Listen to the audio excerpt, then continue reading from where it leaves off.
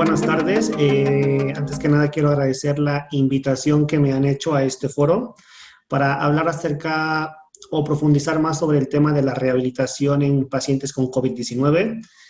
Como ya lo mencionó mi compañera, mi nombre es Otilio López Flores, soy licenciado en fisioterapia con área de profundidad en la parte pulmonar y me encuentro dentro de equipo COVID desempeñando actividades de fisioterapia pulmonar. Entonces vamos a iniciar este tema con esta presentación que les he preparado. Es un grupo de... Bueno, antes de iniciar con la parte propia de la fisioterapia pulmonar, es importante conocer de manera rápida, porque no me voy a detener en esto tanto, porque quizás ya lo han visto en otras charlas, acerca del coronavirus como una fase inicial, ¿no? Bueno, el coronavirus es una familia de 7 virus principalmente, de los cuales 4 de estos virus son menos agresivos que los 3 restantes. Es decir, los 3 que se encuentran en la parte superior de la pantalla, que están con color amarillo, generan infecciones respiratorias leves a moderadas. Se ha documentado que esta familia de 4 virus puede generar infecciones respiratorias un poco graves, como la neumonía en sujetos inmunodeprimidos, principalmente pacientes con VIH, pacientes con cáncer, y también ha habido documentación de pacientes lactantes. Pero generalmente estos 4 virus nos van a dar principalmente lo que va a ser síntomas de resfriado común. Por otra parte,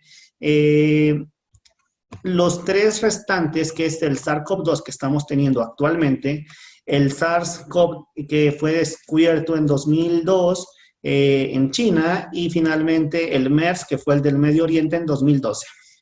¿Ok?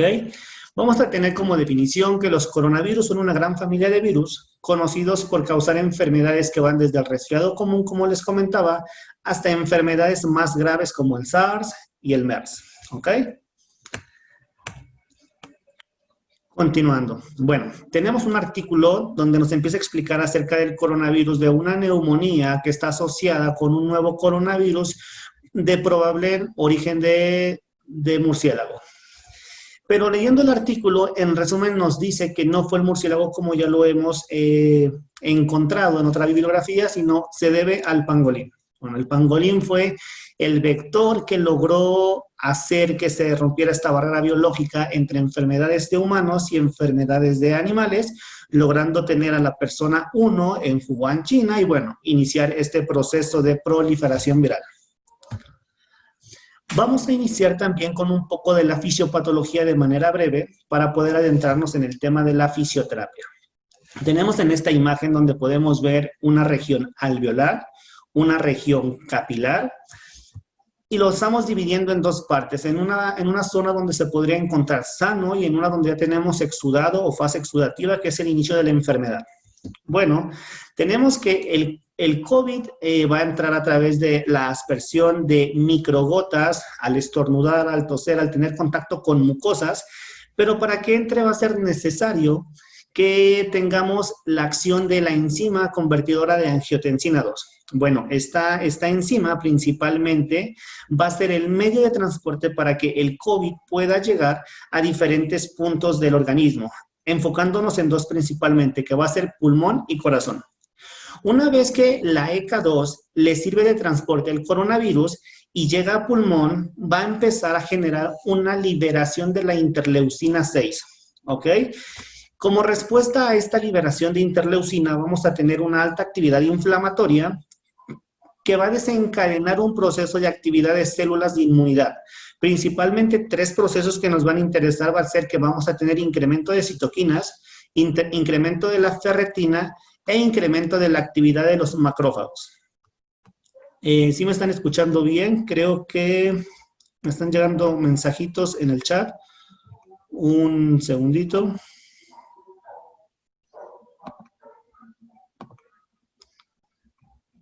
¿Sí se escucha bien? En el chat me pueden contestar si es que sí. Ok, muy bien. Gracias, voy a continuar. Es que vi esto y pues para los que no estaban escuchando pudieran solucionarlo.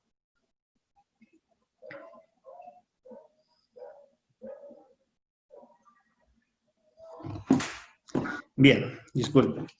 Entonces vamos a tener esta actividad de 3 sustancias que van a ser las citoquinas, la ferretina y la actividad de macrófagos, que en conjunto nos van a dar un síndrome de liberación de citoquinas, una cascada de citoquinas que es un proceso inflamatorio severo. Como podemos ver en esta imagen, tenemos el epitelio del alvéolo inflamado, ya tenemos exudado, acumulación de este proceso inflamatorio, e incluso la ferretina junto con el dímero D, que van a ser marcadores de la coagulación, vamos a empezar a tener microtrombos, y estos microtrombos asociados con esta acumulación de líquido alveolar nos va a generar un shock pulmonar, es decir, un cortocircuito, que es algo que se ve mucho en fisioterapia pulmonar. Es decir, tenemos un proceso complejo. Tenemos al alvéolo, pero no va a estar bien ventilado porque vamos a tener líquido en ese espacio. Y por otra parte, el capilar, que nos va a dar la perfusión, tampoco va a estar bien perfundido porque vamos a empezar a tener microcoágulos que nos van a disminuir la relación ventilación-perfusión. Y es ahí cuando se van a plantear los objetivos de fisioterapia para mejorar en base a posiciones, en base a ejercicios, restablecer ventilación-perfusión.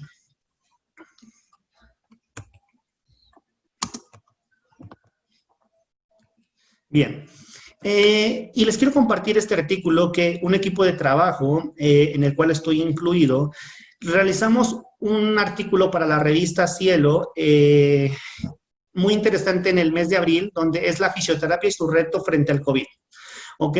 Donde vamos a explicar algo que les quiero compartir, que lo dividimos en fases del COVID, que fueron 4, que fue una fase de aislamiento, una fase de hospitalización, la fase de terapia intensiva y la fase de recuperación y de alta hospitalaria.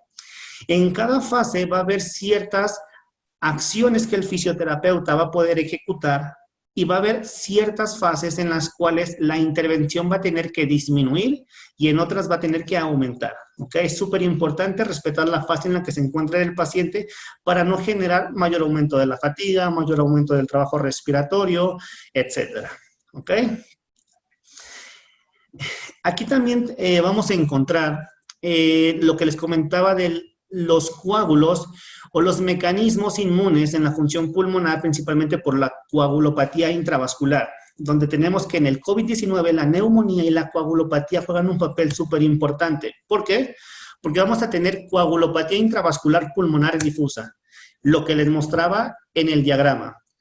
Esto va a ser debido al síndrome de activación de macrófagos, la cascada inflamatoria que les comentaba, y vamos a tener diferentes razones. Tenemos el dímero D y las enzimas cardíacas, así como la ferretina, que estos estudios de laboratorio, los médicos los van a analizar, la parte médica se va a encargar del control de terapia anticoagulante, pero el fisioterapeuta pulmonar es muy importante que conozca esto, que conozca de plaquetas, que conozca de estudios de laboratorio básico, porque si un paciente está trombocitopénico, tenemos plaquetas muy bajas y empezamos a hacer terapia, bueno, si tenemos valores muy bajos, podemos llegar al punto de empezar a generar incluso cierto daño al paciente. Se ha documentado pacientes con sangrado de tubo digestivo y las técnicas de fisioterapia, que algunas van encaminadas a diafragma, bueno, pues podemos generar ahí una controversia entre costo-beneficio. Súper importante siempre antes de ver un paciente, tener una comunicación efectiva con el equipo médico, saber cómo se encuentra, cómo están los marcadores, cómo se está manejando,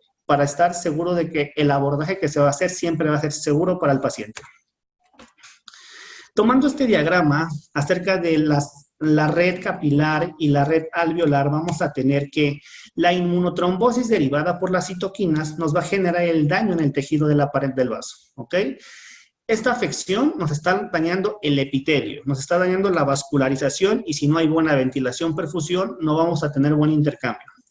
Vamos a tener también una producción del factor tisular directa sobre la lesión de los vasos pequeños en una formación extensa de microtrombos. Por eso es súper importante la terapia de coagulación que la van a dar los médicos, porque estas complicaciones nos pueden dar más problemas, como lo es el infarto pulmonar, la hemorragia o la hipertensión pulmonar, que estas comorbilidades asociadas a las que ya se tienen nos pueden llevar a la muerte. Y para relacionar lo que estábamos comentando, este artículo nos comenta sobre los problemas de tromboembolismo en pacientes con COVID-19 en un estudio de autopsia, donde podemos ver La coagulopatía que se da en pacientes que no son abordados de manera oportuna, de manera correcta, o que son complicaciones que se van dando, ¿ok? Tenemos el tejido pulmonar, claramente se ve el factor de coagulación en la trama. Tenemos el daño pulmonar tisular que se viene mencionando, y en las últimas dos imágenes tenemos la coagulopatía marcada, y esto es por trombos, ¿ok? Entonces nos va a generar trombos, nos puede generar más complicaciones y es súper importante entenderlo. Ahora, centrándonos en el tema, hay que entender que hay dos situaciones. Uno es rehabilitación pulmonar y otro es fisioterapia pulmonar. Vamos a iniciar describiendo qué es la rehabilitación pulmonar. Bueno, en este artículo que nos da dos referencias bastante acertadas, una es por la Sociedad Americana de Tórax, la ATS, y la otra por la Sociedad Europea Respiratoria, donde definen a la rehabilitación pulmonar como una intervención integral basada en la minuciosa evaluación del paciente, seguida de terapias diseñadas en las condiciones clínicas individualizadas. Esto es súper importante, no es receta de cocina. Dependiendo de las condiciones clínicas se va a poder hacer el abordaje terapéutico. También nos está diciendo que esto va encaminado a mejorar la condición pulmonar, física y psicológica del paciente con la finalidad de promover la adherencia a las conductas para mejorar su salud a largo plazo. En conclusión, es que tenemos que evaluar correcto, hay que hacer todo de manera individualizada y también hay que empezar a generar educación en el paciente con su enfermedad. La conformación del equipo de rehabilitación pulmonar va a estar dada por 5 factores, donde vamos a tener como líder el médico neumólogo que se va a encargar de la parte de evaluación, la parte farmacológica y la parte de seguimiento por todo el equipo, el fisioterapeuta pulmonar donde va a destacar tratando de solucionar los problemas de mucosidad, higiene bronquial, expansión pulmonar, fortalecimiento, resistencia a la fatiga, entre otras cosas que ahorita vamos a ver. La parte psicológica en rehabilitación pulmonar es sumamente importante. Hay unos cuestionarios específicos como SF36 o St. George, entre otros que miden calidad de vida, cómo se encuentra el paciente, y un buen abordaje psicológico nos permite también tener un buen abordaje médico, fisioterapéutico, entre otros. Y el nutriólogo que nos va a dar una correcta alimentación y enfermería para seguir los procedimientos médicos. Delimitando cada vez más esta charla, tendremos el papel del fisioterapeuta pulmonar. Hay que saber qué es. Bueno, pues la Sociedad Española de Neumología y Cirugía de Tórax, la CEPAR, nos da una definición que es una especialidad de la fisioterapia que se encarga del tratamiento, prevención y estabilización de las diferentes enfermedades del aparato respiratorio o cualquiera que interfieran en su correcto funcionamiento, con el fin de mantener o mejorar la función respiratoria. O sea, los fisioterapeutas quizás en algún momento no vamos a poder solucionar el problema, pero sí podemos mantener a que no se agrave y de la mejor manera llevarlo a una mejora, ¿ok? Y el rol del fisioterapeuta, bueno, actualmente es un buen momento para el impulso de la fisioterapia y más de la fisioterapia respiratoria. El primer boom que se tuvo de la fisioterapia fue en la Segunda Guerra Mundial, los eventos de poliomielitis y este evento humanitario que se está viviendo con el SARS-CoV-2, bueno, es otro momento para un buen impulso, porque en este artículo dice que desempeñamos varias funciones dentro del gremio de la salud. Y lo más importante es que cumplimos estas 3 esferas, que es que podemos realizar una evaluación funcional, eso es importante, un fisioterapeuta vamos a evaluar la funcionalidad, no nos vamos a enfocar en la parte patológica, quizás lo podemos entender y llegar a encontrar, pero eso hay que respetar las competencias, no generar el intrusismo. El fisioterapeuta puede evaluar, puede dar tratamiento acorde a esta evaluación y lo más importante es empezar a generar prevención, ¿ok? Los objetivos de la fisioterapia pulmonar. Bueno, en base a la Sociedad Americana de Tórax y a la CEPAR, nos da 4 objetivos específicos de la fisioterapia pulmonar, dentro de los cuales va a destacar la higiene bronquial, que es el manejo de secreciones con técnicas de permeabilización de la vía aérea de manera segura y efectiva. El segundo objetivo va a ser la kinesioterapia de tórax o las técnicas de expansión pulmonar. Súper importante que un paciente, así como se mueven las piernas, se mueven los brazos, le movemos la espalda, el tórax es un componente dinámico. Y al ser un componente dinámico, tenemos que tener su movimiento, preservarlo y mejorarlo. Otro objetivo que nos va a dar es el fortalecimiento muscular y el acondicionamiento físico, que son dos cosas diferentes. El fortalecimiento va a ser un proceso repetitivo, estructurado, guiado, con la finalidad de generar ganancias de manera progresiva, y el acondicionamiento va acompañado. Finalmente vamos a tener el control de la respiración y técnicas de relajación, súper importante, y ahorita vamos a ver por qué este punto es importante, las técnicas de relajación.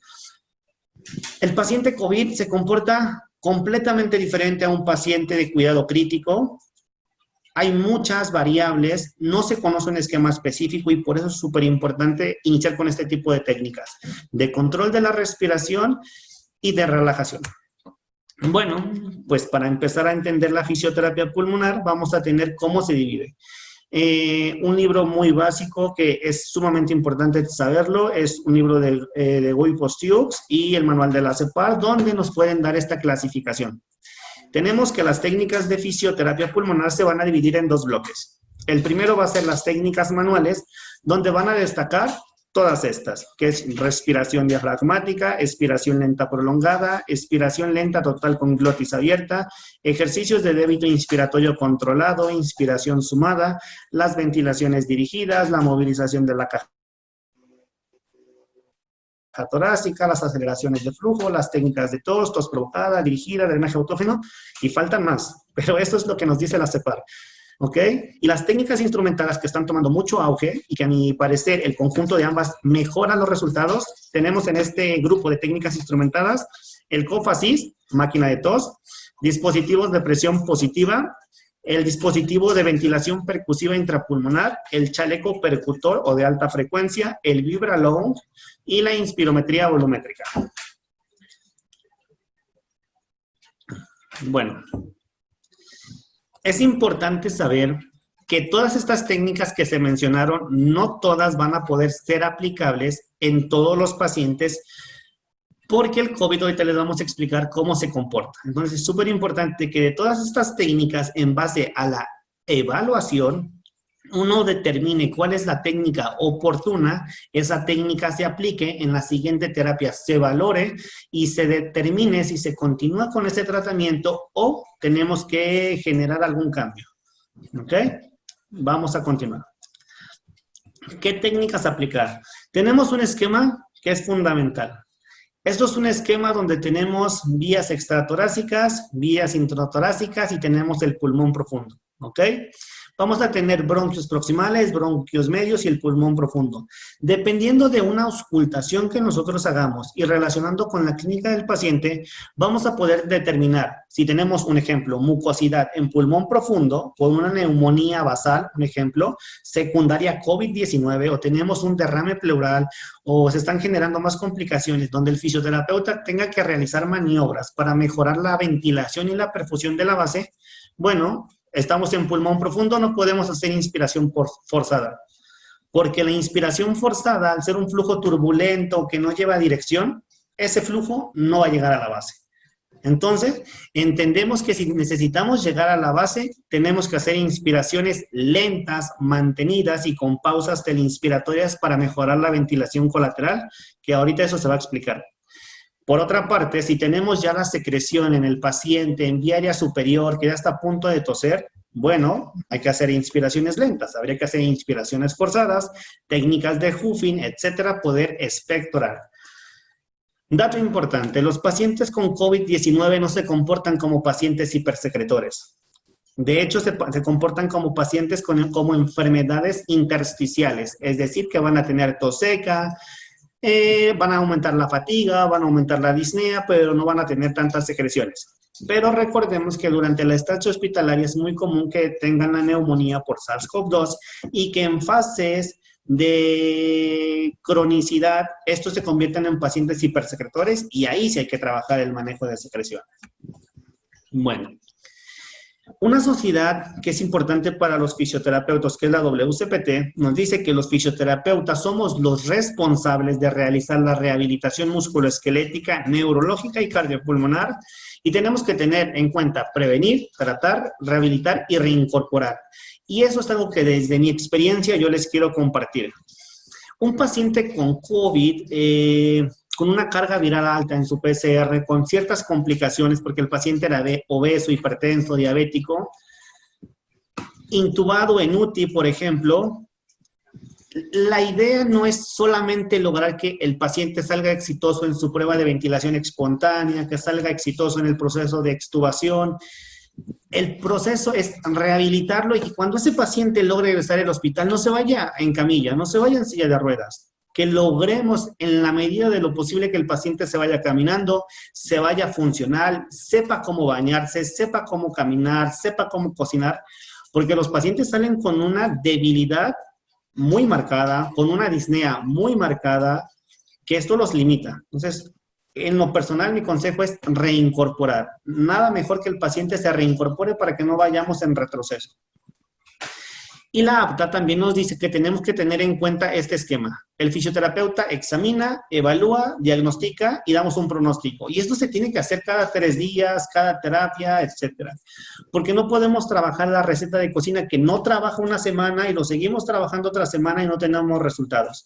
Por eso este esquema nos dice, evalúas, diagnosticas, ves el pronóstico, vuelves a hacer una intervención, ves los resultados que tuviste y examinas de nuevo. Es cíclico. La idea es determinar que lo que se esté haciendo sea efectivo para el paciente y en caso de que no sea así, bueno, comenzar a modificar en base a las condiciones que se requieran para lograr los objetivos específicos a corto, mediano y largo plazo que el fisioterapeuta ya se haya planteado. Ahora, vamos a iniciar con las técnicas pulmonares que son aplicables en este tipo de pacientes con COVID-19. Desde la bibliografía y desde la experiencia les puedo decir que lo que más tenemos que utilizar es la respiración diafragmática, ¿ok? Y algunos colegas dirán, es que respirar diafragmáticamente es muy fácil. Sí y no. La mayoría de la gente no sabe respirar y en un paciente con síndrome de dificultad respiratoria que tiene taquipnea, que tiene retención de CO2, que está ansioso, que tiene agitación psicomotriz, créeme que va a ser lo más difícil que puedas hacer respiración diafragmática.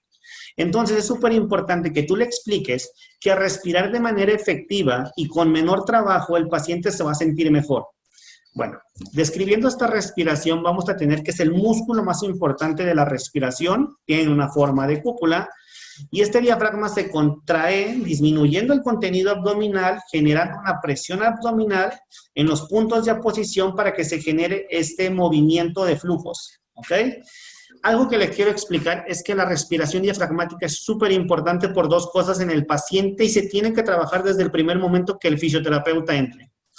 En esta imagen que tenemos aquí, tenemos el diafragma en esta línea y dice zona de aposición. La zona de aposición tiene que tener cierta altura. Esta altura ayuda a que durante su movimiento de contracción, el movimiento de descenso sea amplio y con ello el cambio de presión sea efectivo para un intercambio adecuado.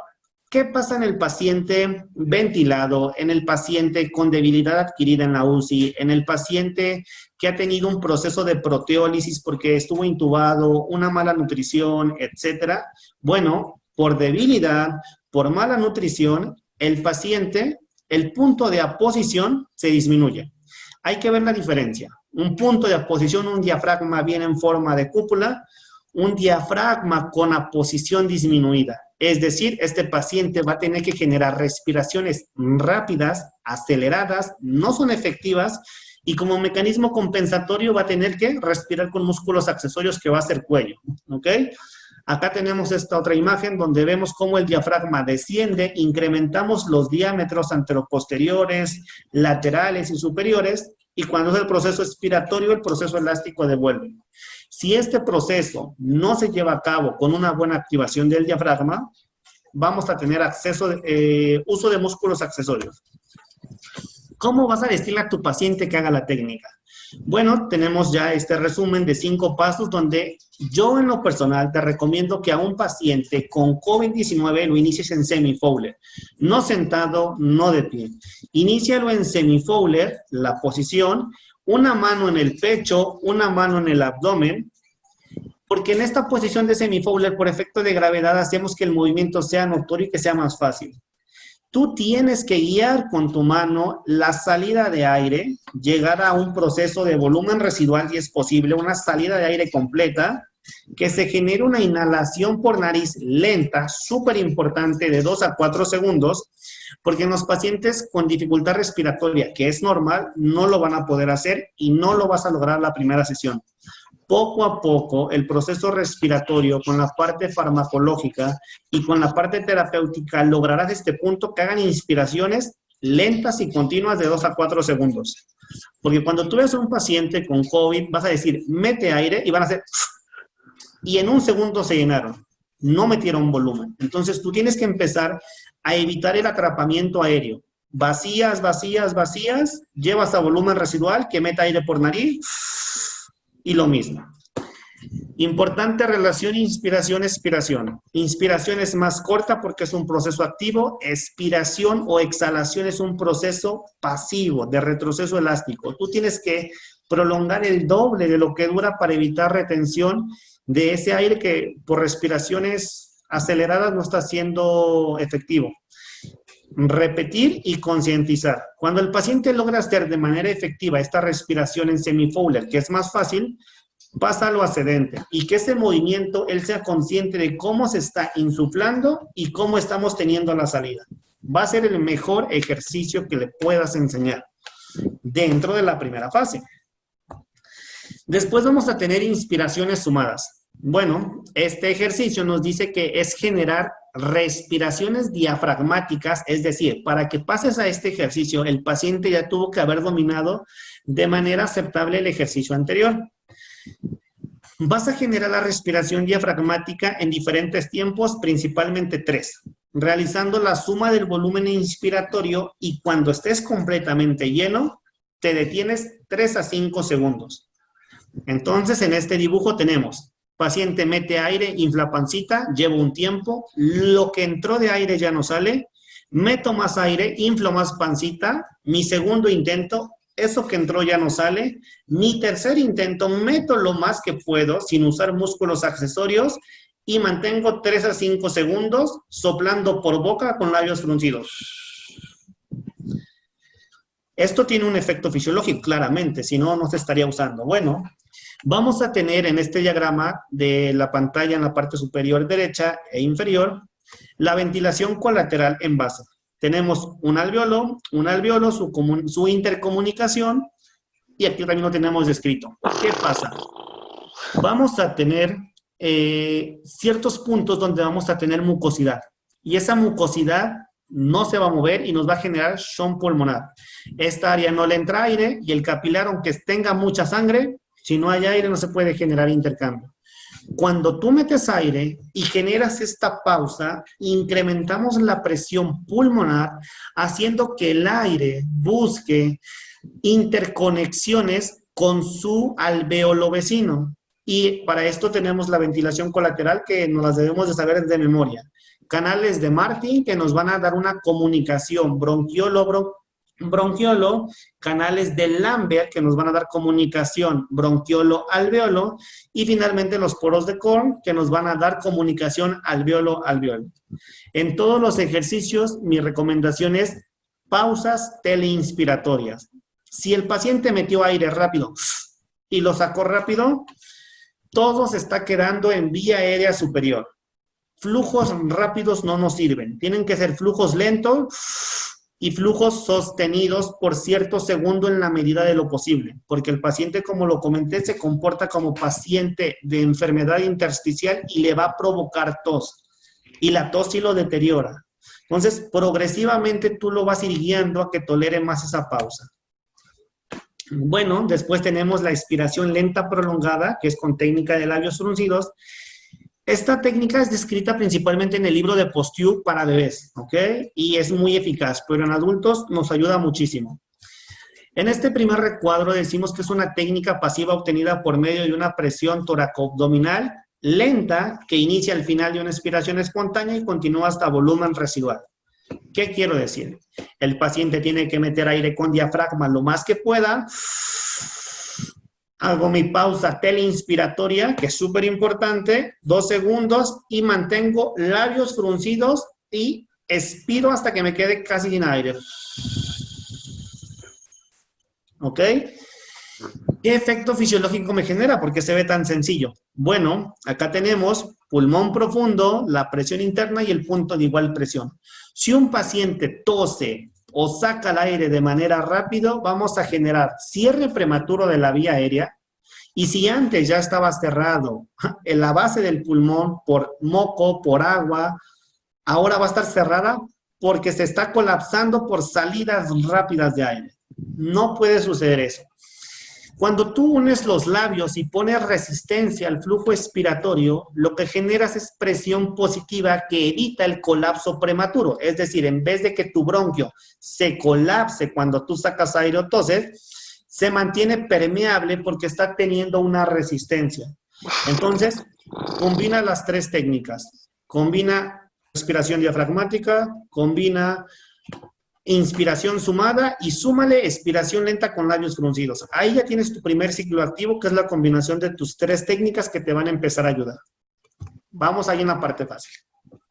Continuamos. Es importante también que se haga la kinesiología de tórax o la movilización de la caja torácica. Lo mencioné en un inicio, importante que el paciente mueva piernas, tobillos, manos, ¿sí? El tórax es un componente dinámico y se tiene que mover, y esto se va a hacer en la UCI, y esto se va a hacer en el proceso hospitalario, y esto se va a hacer en domicilio si el paciente lo quiere continuar, que esa siempre es la recomendación. Tenemos que llevar movilidad en ápices, movilidad en bases y ventilación dirigida. Aquí está en la imagen.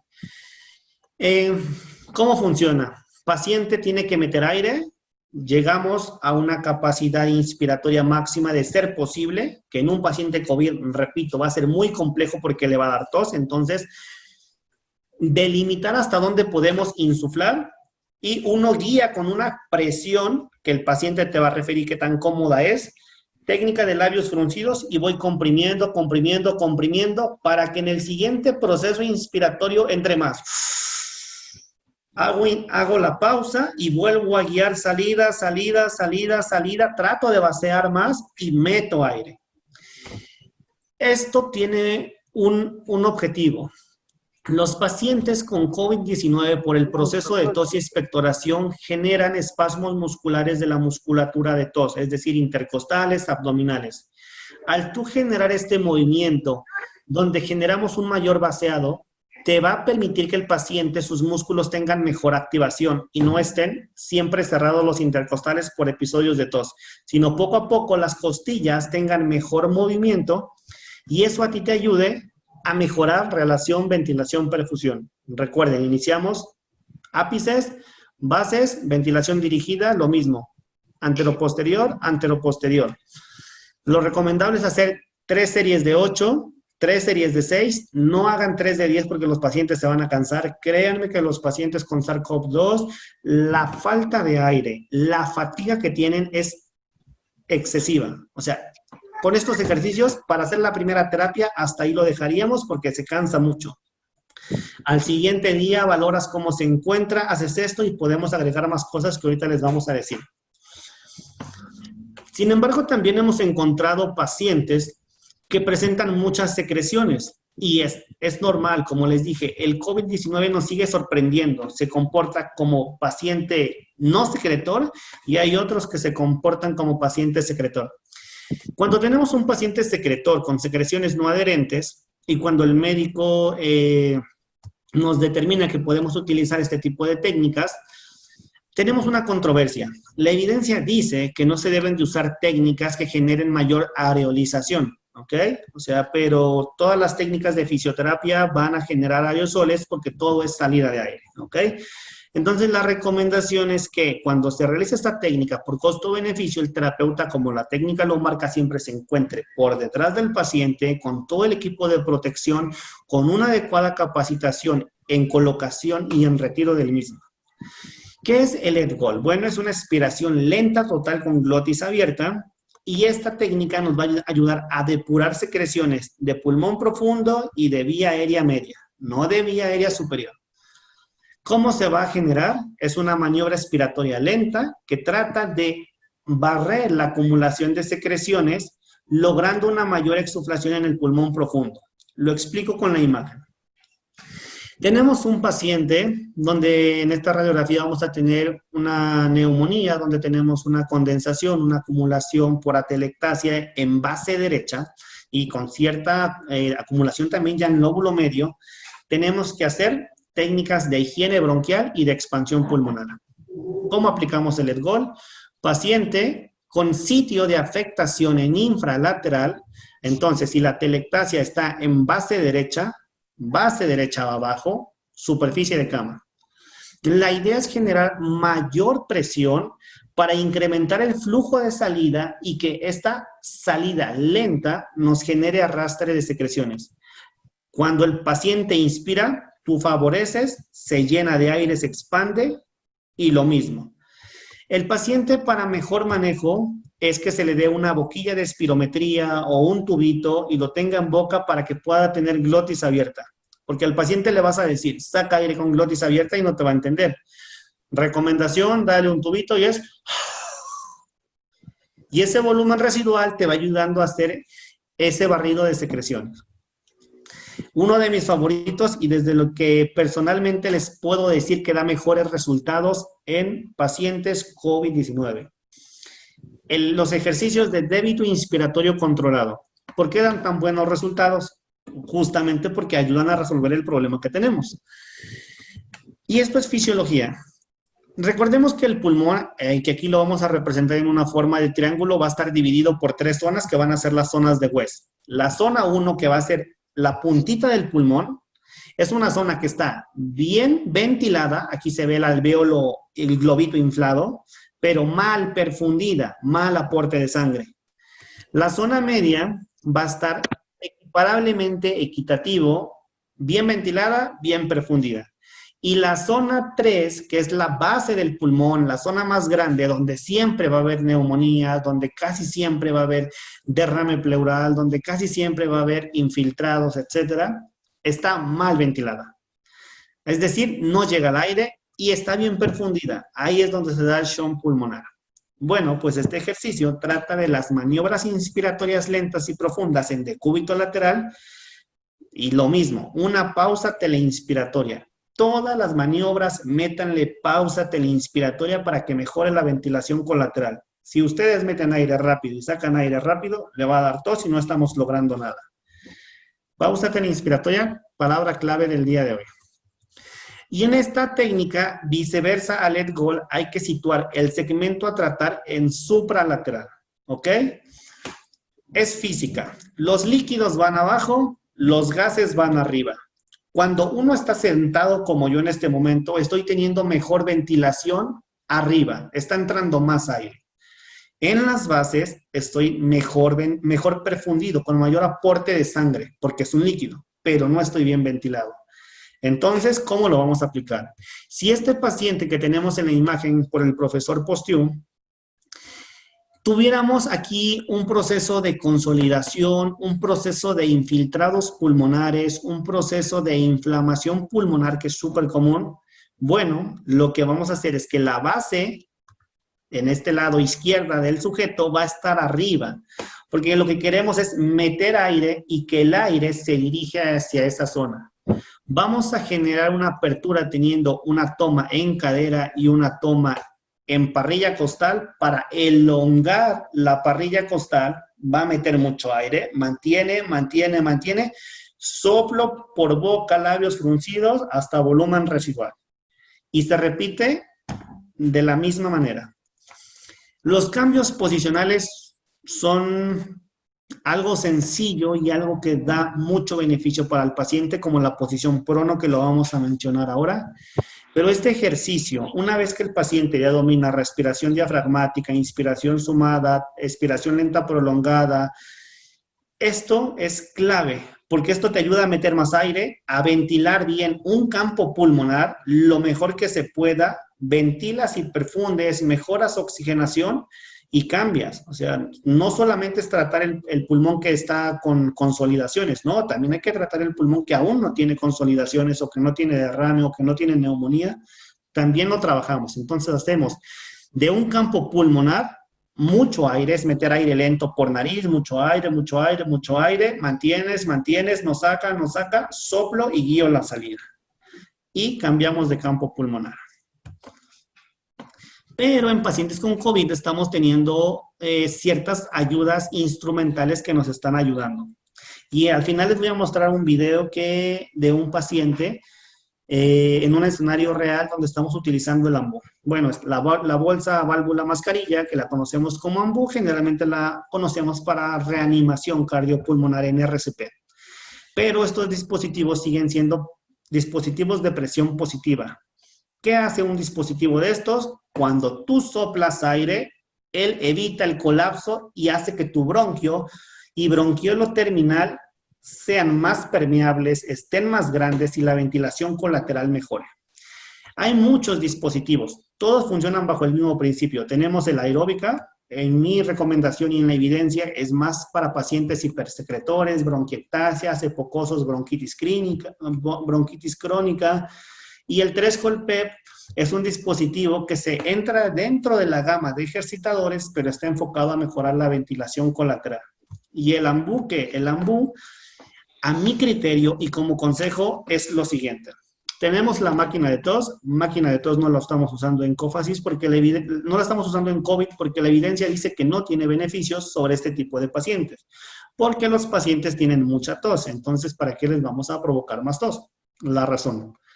Pero el AMBU, ¿cómo lo vamos a usar? El paciente que se encuentra con una neumonía basal, con una consolidación, con una restricción del parénquima, con infiltrados pulmonares, la solución es que el paciente a su pulmón meta volumen, es decir, que meta aire. Pero lo que pasa es que los pacientes están tan afectados que tú les dices, mete aire, y ya se llenaron, y podrán casi respirar con la cara de todo el esfuerzo que hacen, no entra aire. O sea, tú le dices, mete aire lo más que puedas y es muy corto. Entonces, hacemos una combinación increíble, que es los ejercicios de DIC más el AMBU. Tú pones a tu paciente en lateral, ya con esa posición y con los ejercicios que estás haciendo, vas a ventilar más el pulmón supralateral. Y el AMBU, a diferencia de la máquina de tos, tiene una diferencia muy importante. El AMBU, tú vas a regular la presión y vas a meter volumen de aire. El COFACIS vas a meter más presión. Entonces, el COFACIS sí puede tener sus limitantes y sus problemas secundarios porque va a ser un poco agresivo. El AMBU, tú lo regulas, el paciente te va diciendo cómo lo siente, etc. Entonces, paciente ejercicio de EDIC en lateral más AMBU. Entonces, tú le dices al paciente, mete aire, insuflamos un poco, mantén, no saques, mete más aire, segundo intento. Entonces ya logramos 2 impulsos de aire y soplas todo y comprimes parrilla costal. Realizar esto varias veces en un campo pulmonar, créeme, porque lo hemos visto con radiografía de tórax, mejoramos ventilación de manera considerable. Si tenemos un derrame pleural, no creas que lo vas a solucionar en un día. Si tenemos una consolidación, no lo vas a solucionar en un día. Es un proceso de equipo. Si hay un derrame y el médico va a mandar diurético, más la presión positiva, va a ser más fácil que esto se drene. Pero si el paciente tiene EPOC, tiene enfisema, bueno, dejamos este equipo para no usarlo. Hay que tener los criterios de seguridad. Si el paciente aún está teniendo secreciones con rastros hemoptoicos, no lo uses. Siempre la seguridad del paciente primero. Y siempre comunicación efectiva, doctor, médico tratante, neumólogo. El paciente lo encuentro bajo estas condiciones clínicas y el objetivo que pretendemos trabajar es el siguiente. La alternativa terapéutica que sugiero es esta por estos beneficios y el paciente se encuentra en estas condiciones. Créeme que cuando tú le digas al médico con esa seguridad, es por esto y por esto, el médico va a decir, hazlo sin ningún problema. Obviamente con un criterio muy sustentado, no solamente decir porque se ve bonito y quiero ponerlo. Ahora, como resumen, lo que a mí más me funciona, Ambú más ejercicios de DIC. Y algo que se me estaba olvidando y quería compartirles es, pacientes extubados de la UTI, a pesar de que se realizan maniobras de respiración espontánea, tienden a tener mucha debilidad, tienden a tener muy mal reflejo de tos, y lo que se pretende hacer es meter un volumen inspiratorio para que el paciente tenga una tos asistida y logremos manejo de secreciones, porque es común que un paciente intubado lo extuben y por el mal manejo de secreciones supraglóticas lo vuelvan a reintubar.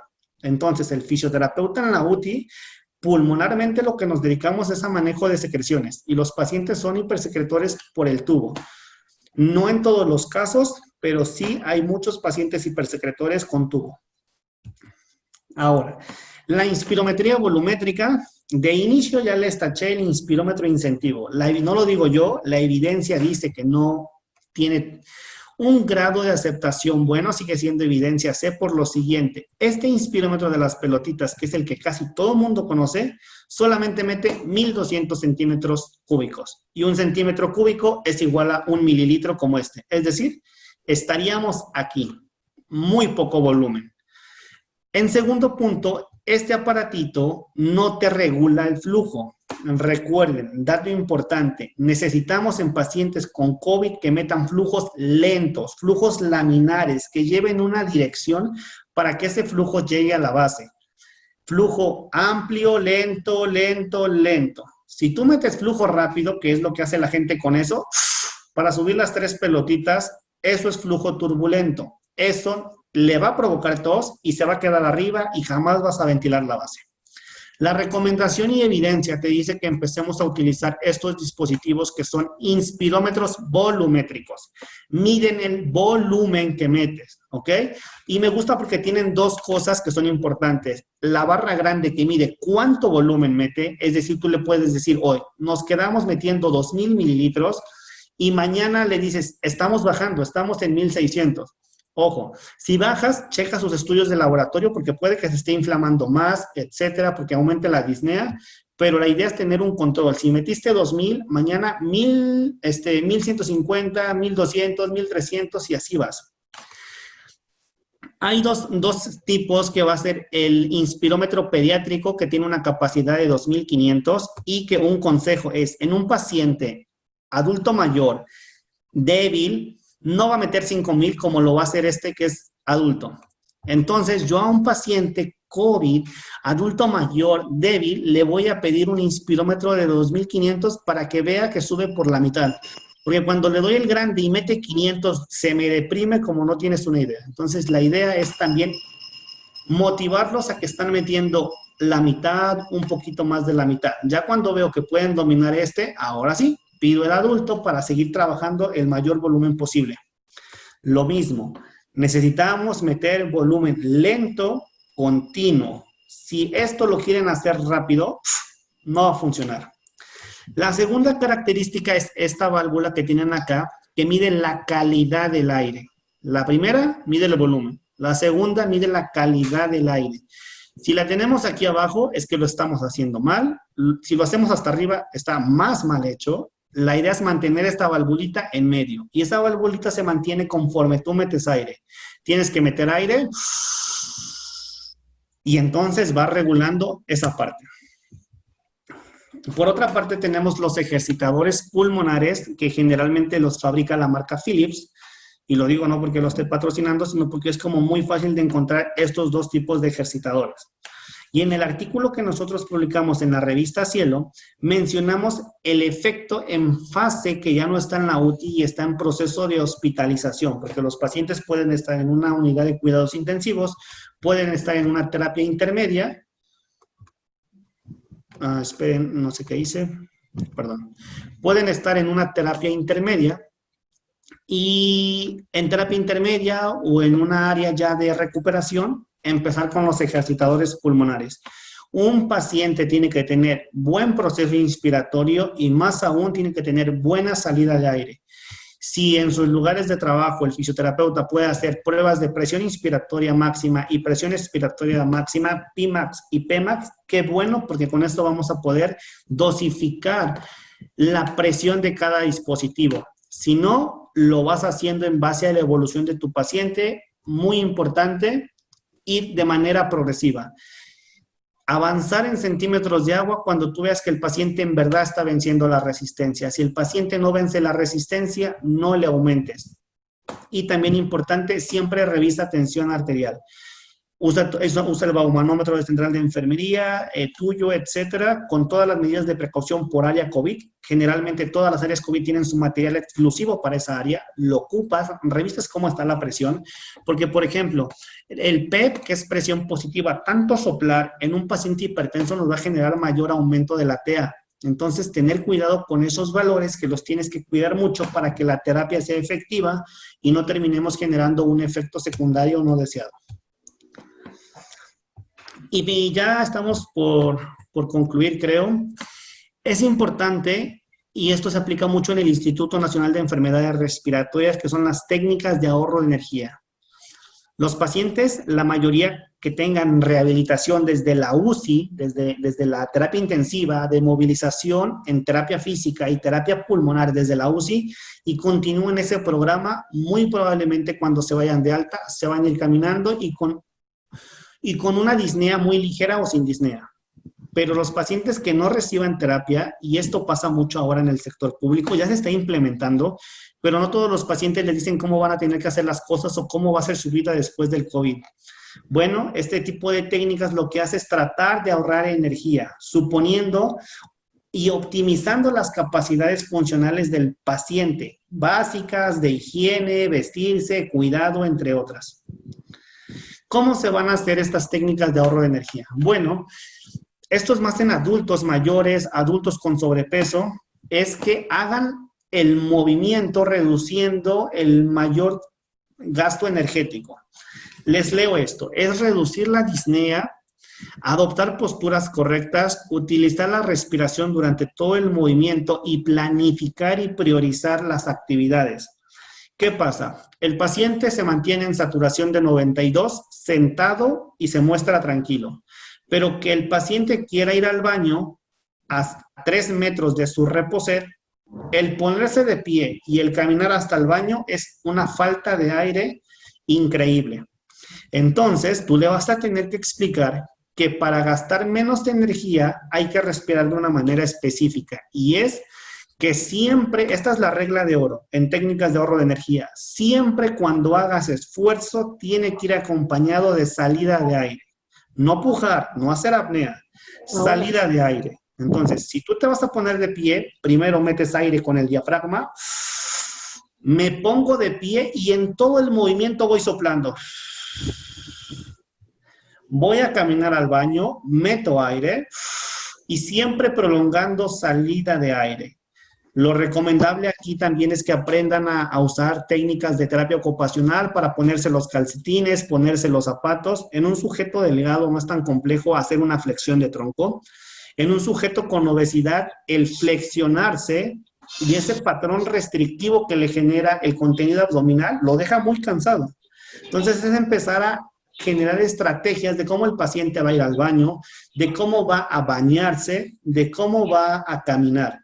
Generalmente se van de área COVID con oxígeno por unas semanas y entonces es indispensable que el paciente respire siempre como se le enseñe y siempre haga todo sacando aire. El esfuerzo acompañado de la salida de aire. La readaptación al esfuerzo va a ser progresiva y esto lo van a trabajar los compañeros de terapia física también con los ejercicios que ellos estén haciendo. Vamos a tener ejercicio menor a 30 minutos una vez que ellos hayan egresado de una estancia hospitalaria, repitiéndolo de 3 a 5 veces por semana. Ejercicio de fuerza para mejorar la oxigenación. Recordemos que los ejercicios de fuerza, siempre con salida de aire, trabajando 1 a 3 grupos musculares y respetando de 8 a 12 repeticiones, ¿ok? Teniendo descansos de 2 minutos. Y finalmente, técnicas de drenaje de secreciones. Generalmente ya no van a tener secreciones, pero se recomienda que ellos en casa Se pongan de lado, metan aire con movimiento de brazos, trabajen respiraciones diafragmáticas, respiraciones sumadas. Y si en el hospital adquirieron los ejercitadores 3-Hol IMT y 3-Hol PEP, continuar trabajando en casa para mantener buen tono muscular de músculos respiratorios. Estos 3 puntos son fundamentales: independencia física, funcionalidad y readaptación social. El paciente tiene que tener un acondicionamiento físico, tiene que seguir con fisioterapia pulmonar y tiene que seguir con apoyo psicológico.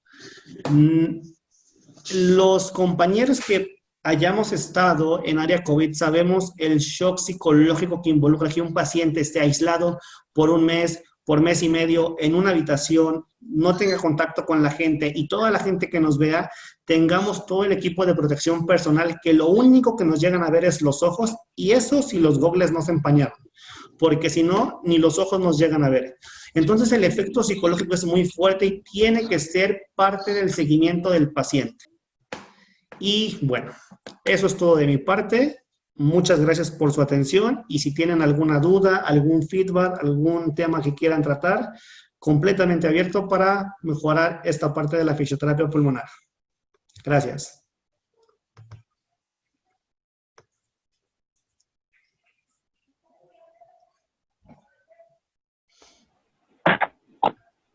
Gracias, muchas gracias.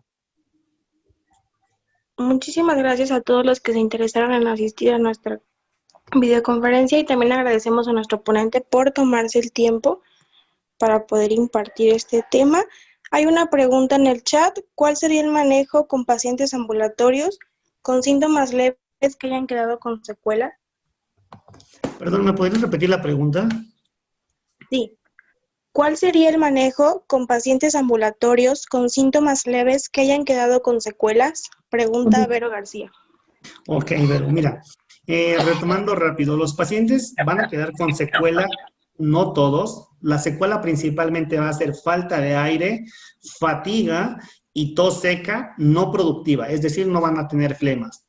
Lo mejor es que empieces a hacer ejercicios de expansión, los ejercicios de débito inspiratorio controlado, los que son de lado, y el paciente meta la mayor cantidad de aire.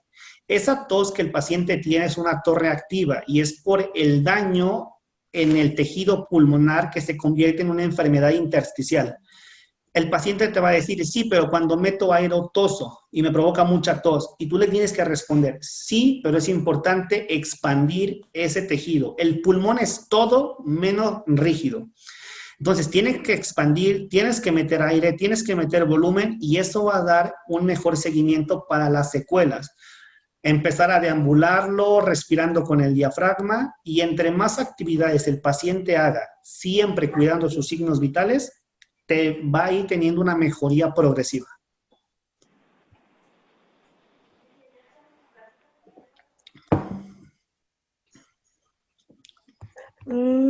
Muchas gracias. Denise Medina pregunta si puede repetir cómo funciona la técnica de cúbito lateral. ¿De cuál de los? Bueno, voy a explicar rápido las dos. Es que hay dos de cúbito lateral, que es la técnica de Edgol. Edgol es para sacar secreciones, en resumen.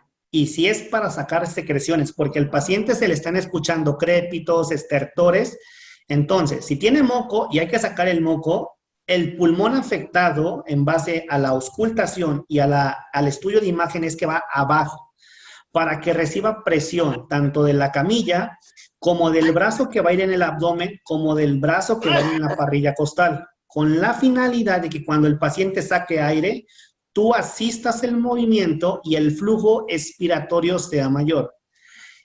Por otra parte, si hablamos de los ejercicios en lateral, que son EDIG y son para meter aire, el pulmón que quieres expandir o el pulmón que quieres que le entre más aire va arriba, en supralateral. Y ahí es que el paciente meta aire profundo, tú sujetas con una mano la cadera y con otra mano la parrilla costal y tratas de abrir como una especie de acordeón, estirar metiendo aire para que entre la mayor cantidad de volumen posible.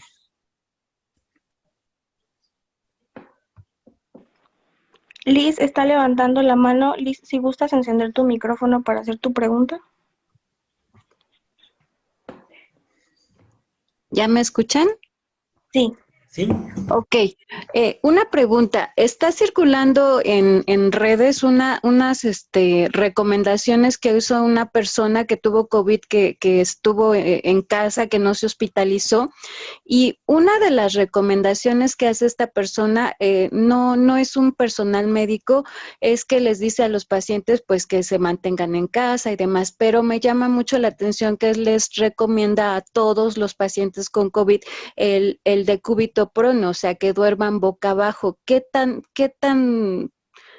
cierto es esto? O sea, ¿qué tan recomendable es que todos los pacientes con COVID duerman en decúbito prono o estén en decúbito prono la mayor parte del tiempo? Gracias. Ok. Respondiendo a tu pregunta, la posición prono es muy buena, ¿ok? Siempre y cuando el paciente la tolere. Hay pacientes que son obesos y la posición de estar boca abajo les genera ansiedad y más falta de aire, no la toleran. Hay pacientes adultos mayor que ponerlos boca abajo les genera pánico y tampoco se puede. Pero en resumen, la posición de estar boca abajo o en prono ayuda mucho porque pasa un efecto fisiológico que se llama ventilación-perfusión.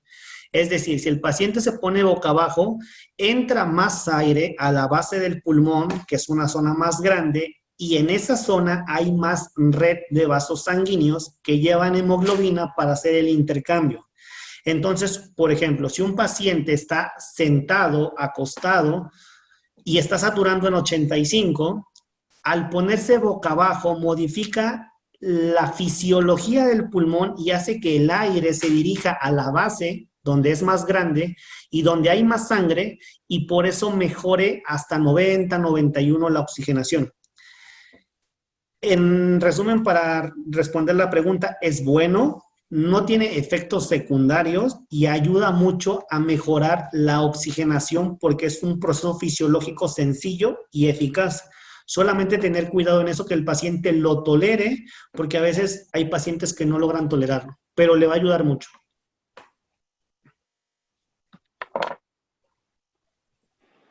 Antes de continuar con las preguntas, se envió un link al chat. Por favor, es importante, si quieren recibir su constancia de participación por parte de Sumas y APMOACH, llenen el formulario que está en el link. Y Alexis Mendoza pregunta, al no tener espirómetro volumétrico, ¿el uso de ejercicio con globos podría estar permitido? No. Alexis, no sé quién te haya dicho que infles globos a los pacientes. De hecho, no sé si un paciente con COVID, con la afectación pulmonar, puede inflar globos, porque los pacientes que han tenido esta afección tienden a respirar muy rápido, muy superficial y se cansan muchísimo. Inflar globos, en un principio se supone que genera presión positiva, como los dispositivos que te mencionaba. Pero como no se puede dosificar cuánta presión mete, no es adecuado, porque hay pacientes que lo que les va a provocar es dolor de cabeza, náuseas, mareo, porque aumentan mucho la presión intracraneal y la presión pulmonar. En un paciente con COVID no lo he hecho, pero si lo pusiera a inflar globos, lo más probable es que le provoque mucha tos, porque inflar globos es soplar. Y el inspirómetro no se sopla, el inspirómetro se mete aire, se inhala. Lo que se pretende es meter aire al pulmón del paciente con COVID para que éste se infle. Y inflar globos hace lo contrario, tú soplas aire, entonces el pulmón en vez de inflarse lo estamos vaciando.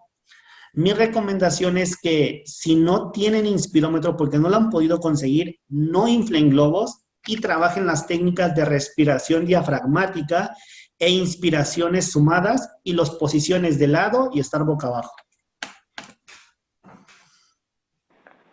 Susana Cruz pregunta, ¿podemos indicarle a todos nuestros pacientes la inspirometría volumétrica? Muy bien, Susana, sí y no, porque lo más importante es que metan aire y en eso ayuda el inspirómetro, pero cuando los pacientes se encuentren en la fase inflamatoria más alta, créeme que no van a hacer nada, o sea, no van a poder meter aire profundo, se van a cansar mucho, y si uno llega con el inspirómetro, que involucra esfuerzo, porque parece algo tan sencillo, pero para los pacientes con COVID hacer un proceso inspiratorio forzado, no pueden. Entonces, si la fase inflamatoria está en su punto más alto, lo mejor es dejarlo en posición prona, trabajar algunos ejercicios de movilización del tórax, como lo mostraban las imágenes, y cuando el paciente no se sienta tan cansado, tan fatigado, no esté inflamado el pulmón en una expresión tan alta, ahora sí, empezar a trabajar lo más pronto posible el inspirómetro.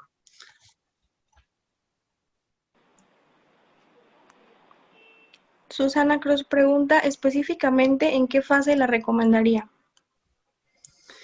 Mira, después, si el paciente está intubado, imposible que lo haga.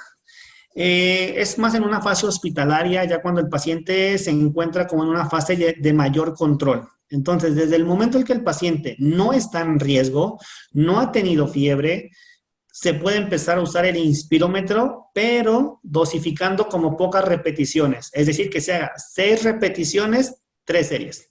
6 veces, 3 series. Así poquito, 2 veces al día, 3 veces al día, para que se acostumbre el primer día.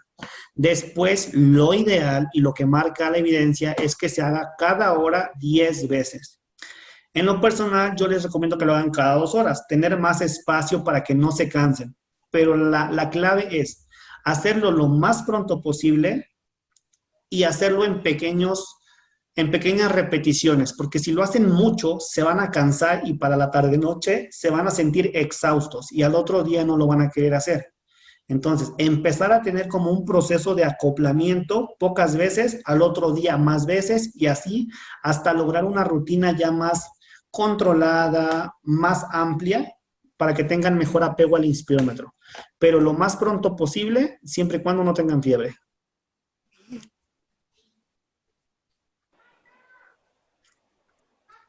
Flor Salazar, ¿la técnica de cúbito lateral para eliminar flemas se puede aplicar en pacientes intubados para que sea más efectiva la aspiración de secreciones? Mira, sí y no. Cuando los pacientes están intubados, van a tener ventilación mecánica invasiva y esta va a estar en diferentes modalidades. Asisto control por presión, por volumen, bilevel, espontáneo, etc. Pero los pacientes con COVID, como lo comentaba, llegan a ser muy diferentes a los pacientes intubados o críticos convencionales. Los pacientes COVID tienden a estar hemodinámicamente inestables. Entonces, sí se puede, y lo que hemos hecho es lo siguiente, generar cambios posturales. Es decir, tú lo pones en decúbito lateral con la ventilación mecánica en ayuda y en supervisión del médico, un camillero, un compañero de apoyo respiratorio, para tener todos los cuidados, porque mover un paciente intubado involucra sus riesgos. ¿Cuáles son los más importantes? Que un catéter se arranque, que el tubo se salga, se genere una extubación. Entonces, es complejo.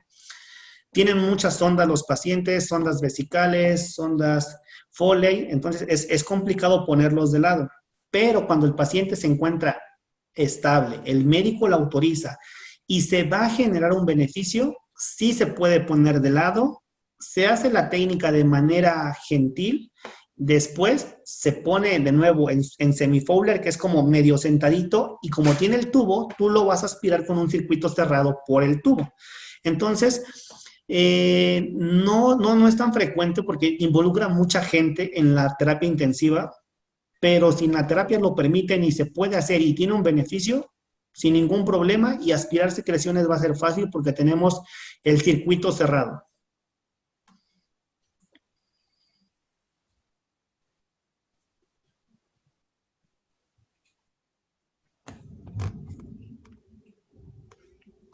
Ya no hay más preguntas.